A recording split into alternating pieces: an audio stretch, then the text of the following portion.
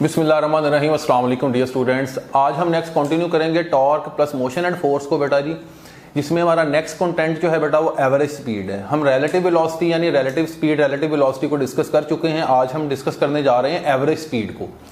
अब इसमें बेटा जी हमारे पास एवरेज का जो फॉर्मूला होता है वो सिंपल होता है, V average is equal to total distance divided by total time. बेटा जी ये एवरेज की जनरल बेटा डेफिनेशन है, total distance divided by total time. यहाँ पे आपको नजर आ रहा होगा।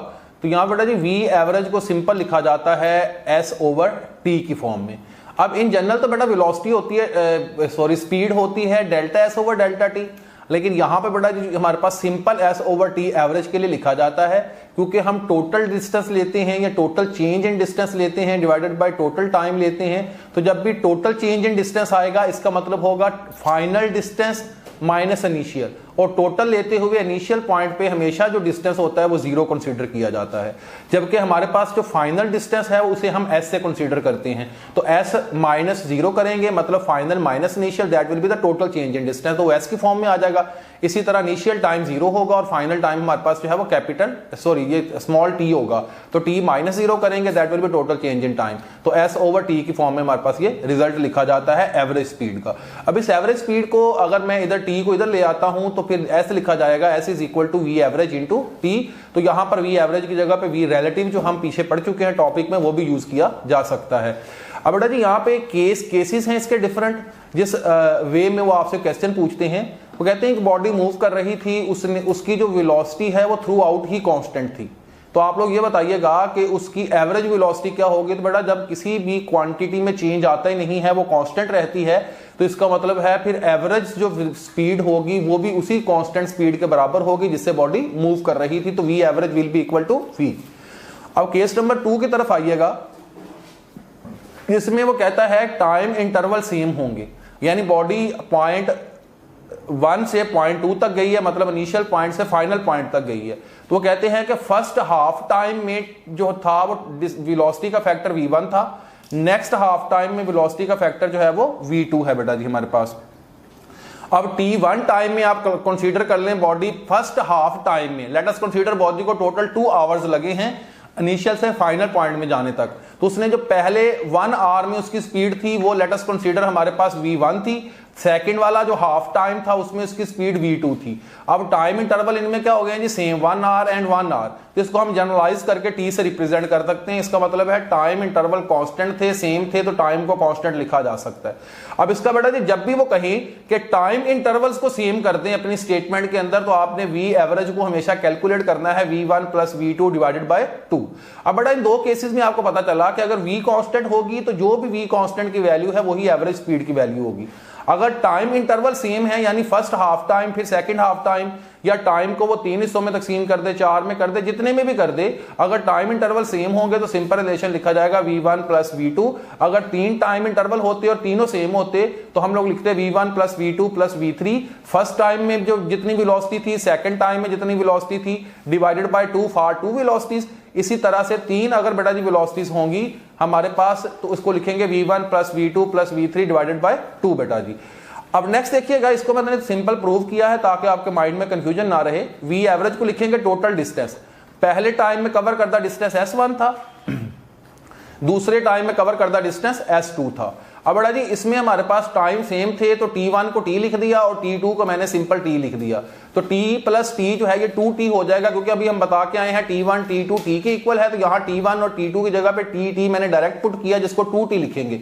अब s is equal to vt होता है, अभी हम ऊपर देख के आए हैं, तो s1 किसके इक्वल होगा v1 t के, और s2 किसके इक्वल होगा v2 t के। अब अगेन आप यहां देख सकते हैं ये भी सिंपल t है, ये भी सिंपल t है, क्योंकि टाइम सेम है तो t1 t2 लिखने की जरूरत नहीं, उन्हें सिंपली t लिखा जा सकता है। इनमें से t हम कॉमन ले लेंगे, डिवाइडेड बाय ये 2t आ जाएगा बड़ा जी, तो v1 plus v2 into t divided by 2t। अब ये t और ये वाला t जो है ये कैंसिल आउट हो जाएंगे, तो रिजल्टेंट आएगा v1 plus v2 divided by 2, that is our average speed बेटा जी। तो अब इसमें क्या चीज याद रखनी है आपने, पहले 2 केसेस में अगर v कांस्टेंट है तो वही वैल्यू वी एवरेज की होगी। अगर टाइम इंटरवल सेम हो तो वी एवरेज लेने का तरीकाकार होगा कि जितनी भी वेलोसिटीज गिवन है उन सबको ऐड करके उनकी तादाद पे तकसीम कर देंगे, दैट इज द एवरेज। और ये एवरेज का रिलेशन आप जनरल वैसे भी डिफरेंट वैल्यूज के लिए पढ़ते आए हैं कि एवरेज का मतलब होता है टोटल क्वांटिटीज जितनी भी हैं उन्हें एड अप कर दिया जाए और उनकी तादाद पे उसको डिवाइड कर दिया जाए। ये तो सिंपल रिलेशन था। अगर बेटा जी हमारे पास थर्ड केस इंपॉर्टेंट केस है और ये थोड़ा डिफरेंट है, जिसमें आपको थोड़ी कंफ्यूजन के चांसेस हैं, लेकिन देखिएगा हम इसे क्लियर करेंगे इंशाल्लाह, आपको कोई कंफ्यूजन नहीं रहेगी। S1 is equal to S2 is equal to S। अब बेटा जी इस थर्ड केस में वो कहते हैं total distance let us consider 100 kilometre था, तो पहले 50 किलोमीटर डिस्टेंस को S1 से रिप्रेजेंट किया गया, दूसरे 50 किलोमीटर को S2 से रिप्रेजेंट किया गया। S1 is equal to S2 हो जाएगा और जो किसकी इक्वल आ जाएगा जी S के बेटा जी हमारे पास। इसका मतलब है कि ये डिस्टेंसेस हमारे पास सेम हैं, तो फर्स्ट हाफ पैच का जो हमारे पास वेलोसिटी S1 पे थी उसे V1 कंसीडर कर लें और जो सेकंड हाफ में थी उसको हम लोग जो है वो V2 से कंसीडर कर लेते हैं। S1 के लिए वेलोसिटी V1, S2 के लिए वेलोसिटी V2। तो इसकी एवरेज स्पीड का फॉर्मूला कुछ यूं लिखा जाता है 2v1 v2 divided by v1 plus v2। इसका मतलब है v average is equal to the product of velocities with 2 divided by sum of the velocities. अब अगर बेटा तीन डिस्टेंसेस होते हैं और तीनों सेम होते हैं S1 S2 S3, तो ये एवरेज का रिलेशन कुछ यूं प्रूव होता है जिसका रिजल्टेंट आता है 3v1 v2 v3 divided by v1 v2 plus v1 v3 plus v2 v3। यहां पे 1 बाय 1 हम सबको आपस में मल्टीप्लाई करेंगे। यहां पे क्या आ जाएगा, product of the velocities with 3 divided by sum of the product of the velocities. Velocities के प्रोडक्ट्स जो होंगे उनका सम लेना है हमने डिवीजन में। v1 v2 plus v1 v3 plus v2 v3, हर फैक्टर जो है वो दूसरे फैक्टर के साथ मल्टीप्लाई होता हुआ दिखाई देना चाहिए। v1 देखें v2 से मल्टीप्लाई हुआ, फिर v1 v3 से मल्टीप्लाई हुआ, तो v1 ने तो दोनों के साथ मल्टीप्लिकेशन शो कर दी है। अब देखिएगा v2 जो है वो हमारे पास यहां पर v1 के साथ मल्टीप्लाई हो रहा है, यहां पर v2 जो है वो v3 के साथ मल्टीप्लाई हो रहा है, तो इसने भी अपनी जो है वो रिस्पॉन्सिबिलिटी पूरी कर दी।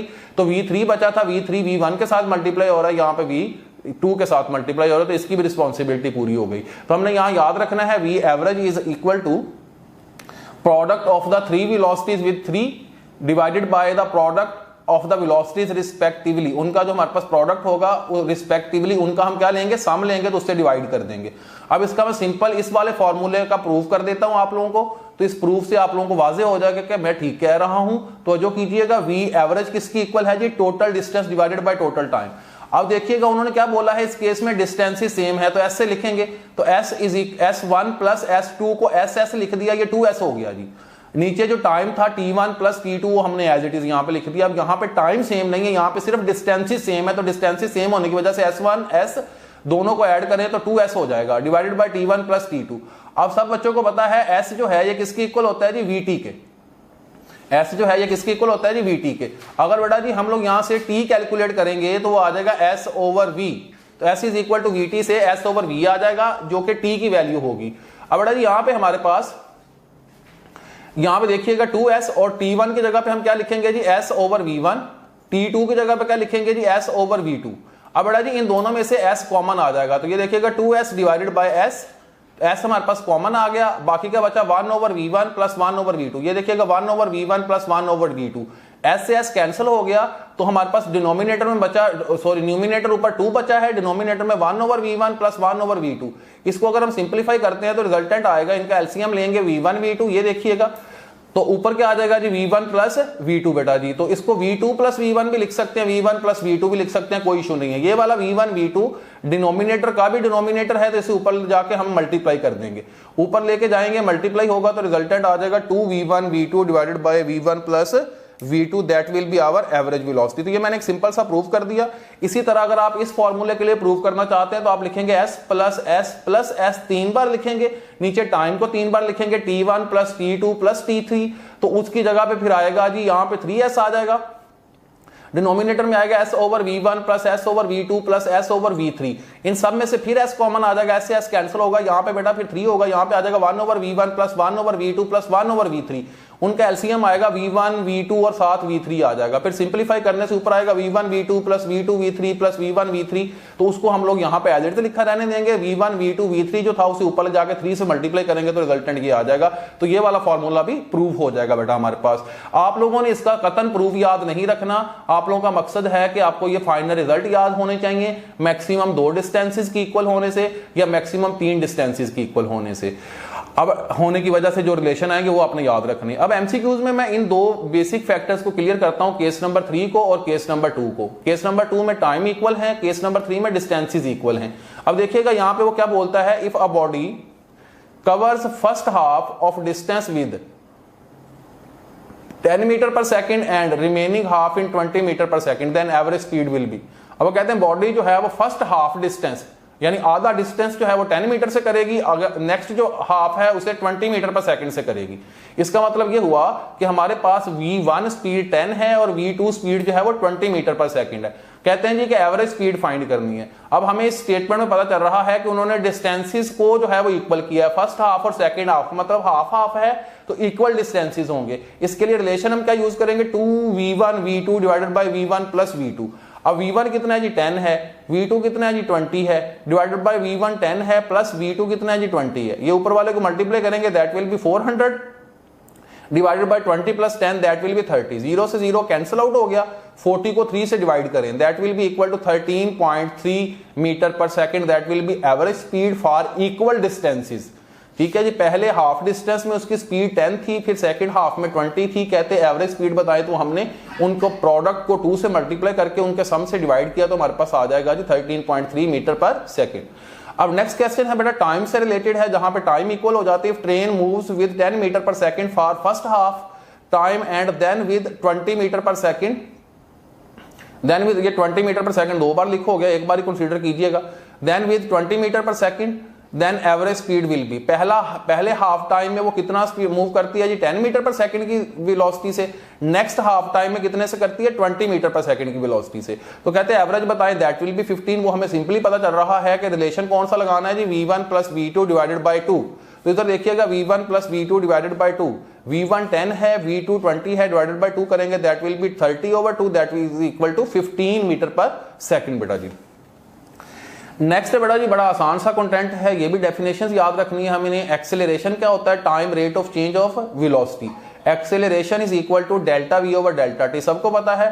इंस्टेंटेनियस वैल्यू में लिख देते हैं limiting value delta T approaches to 0, बाकी एक्सेलरेशन का फॉर्मूला एज इट इज आ जाता है। यूनिफॉर्म एक्सेलरेशन होगा तो ए कांस्टेंट होगा, अगर ये ए कांस्टेंट हो गया तो डेल्टा वी और डेल्टा टी डायरेक्टली प्रोपोर्शनल हो जाएंगे। अब वेरिएबल के केस में और इसमें साथ हम देखेंगे मैग्नीट्यूड डायरेक्शन, दोनों चीजें क्या रहती हैं जी कांस्टेंट रहती हैं। अब हम नेक्स्ट देखेंगे जी नॉन यूनिफॉर्म। नॉन यूनिफॉर्म का मतलब है ए कांस्टेंट नहीं है, ए कांस्टेंट नहीं है तो delta V is directly proportional to delta T लिखना बिल्कुल गलत होगा, ये क्रॉस लगाया हुआ है मैंने, मतलब ये बात ठीक है। वेरिएबल या नॉन यूनिफॉर्म एक्सेलरेशन के लिए ठीक नहीं है, लेकिन यूनिफॉर्म के लिए ये ठीक है।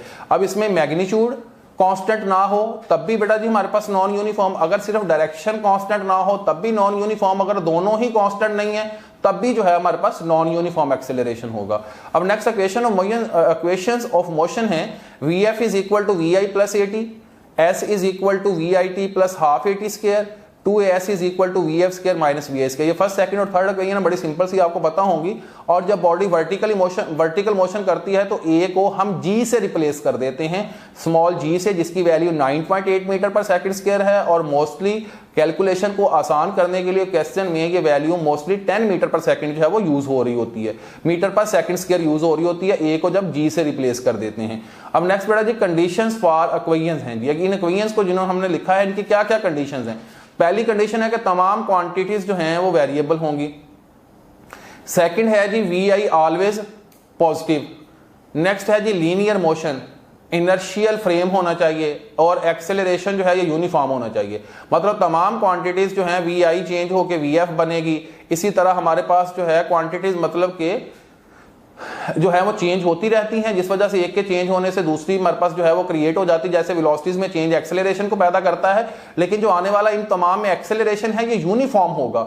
मतलब कि इक्वेशन ऑफ मोशंस सिर्फ यूनिफॉर्मली लीनियर मोशन करने वाली, यूनिफॉर्मली एक्सेलरेटेड जो बॉडीज होती हैं, जो लीनियर मोशन कर रही होती है इनर्शियल फ्रेम ऑफ रेफरेंस में, यूनिफॉर्म एक्सेलरेशन रखने वाली बॉडीज इनर्शियल फ्रेम में मूव कर रही हों और वो लीनियर मोशन कर रही हों, तो इनको हम क्या बोलते हैं जी कि ये इनके ऊपर हम ये इक्वेशन ऑफ मोशन अप्लाई कर सकते हैं। इसमें जो इनिशियल वेलोसिटी है वो हमेशा बेटा जी पॉजिटिव ली जाती है। जिस भी डायरेक्शन में आप इनिशियल वेलोसिटी देंगे वो पॉजिटिव होगी। अगर बाद में आप लोग जो भी वेलोसिटी दें और उसकी डायरेक्शन चेंज करते रहे फाइनल वेलोसिटी के तौर पर, तो उसे हम नेगेटिव कंसीडर कर सकते हैं। लेकिन इनिशियल जो भी वेलोसिटी होगी that will always be taken as positive. अब बड़ा इंपॉर्टेंट जो चीज है इन सब में, वो सबसे ज्यादा इंपॉर्टेंट ये केस है फॉर फ्रीली फॉलिंग। इक्वेशन क्या होगी हमारे पास, कहते हैं फ्रीली फॉलिंग बॉडी यहां मौजूद थी, जो चीज फॉल करती है उसकी इनिशियल वेलोसिटी बेटा जीरो होती है। एनीथिंग विच फॉल, मतलब आपके हाथ से ड्रॉप हो गई, फॉल हो गई, गिर गई, तो उसकी इनिशियल वेलोसिटी क्या कंसीडर की जाती है जी, जीरो। कुछ हाइट से फॉल होने वाली बॉडी की इनिशियल वेलोसिटी जीरो है। एस किसके इक्वल है जी हमारे पास, एस जो डिस्टेंस इसने यहां से लेके अर्थ की सरफेस तक कवर करना है उसे डिस्टेंस एस कहते हैं, जो इसकी हाइट के इक्वल भी होगा, या उसे वर्टिकल डिस्टेंस वाई भी लिखा जाता है, क्योंकि ये वाई एक्सिस के अलोंग है तो इसे वाई से भी रिप्रेजेंट कर सकते हैं। मतलब एस हो, एच हो या वाई हो, ये तीनों एक ही चीज के तीन नाम है। अब यहां तवज्जो कीजिएगा, हमारे पास इक्वेशन है s is equal to V I T plus half A T square. अब चूंकि ये वर्टिकल मोशन कर रही है तो एक ही जगह पे क्या आ जाएगा जी, जी। अब बड़ा जी यहाँ पे हमारे पास इनिशियल वेलोसिटी कितनी है, जीरो, तो zero into T that will B zero, तो ये तो यूज नहीं होगा, ये आ जाएगा हाफ जी टी स्क्वायर। तो हमारे पास डिस्टेंस को y से रिप्रेजेंट किया तो y किसके इक्वल आ गया जी, हाफ जी टी स्क्वायर के। अब g बेटा मैंने बोला 10 अगर कंसीडर करते हैं तो 10 divided by 2 that will be 5 T square.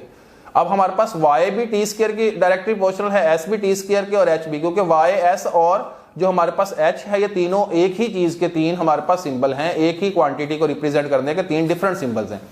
अब इससे रिलेटेड एमसीक्यू देखिएगा, height of freely falling body if it strikes the earth in 5 second. अगर कोई बॉडी जो है वो अर्थ के सरफेस को 5 सेकंड में यहां से फॉल की है और उसे जमीन की सरफेस तक आने में 5 सेकंड लगे हैं, इसका मतलब ये हुआ कि उसने टोटल कितनी हाइट से हमने उस बॉडी को गिराया वो हाइट हमने कैलकुलेट करनी है।